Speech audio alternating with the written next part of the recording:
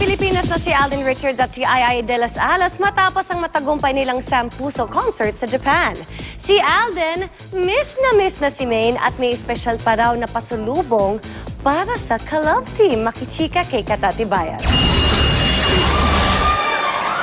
Paglabas pa lang ni pambansang Bay Alden Richards sa NAIA Terminal 2, dinumog na agad siya ng fans.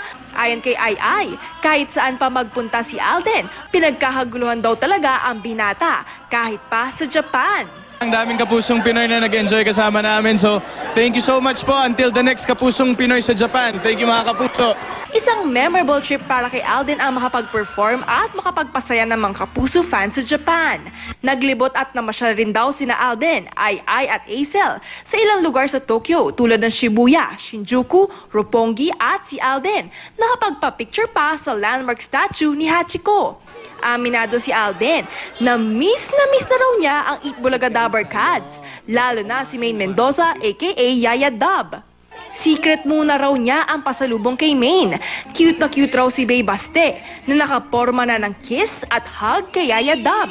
Kaya mensahe ni Alden kay Bay Baste. Naku, okay lang yun. Cute-cute nga. Tuwang-tuwa ako sa mga pictures na lumalabas sa social media.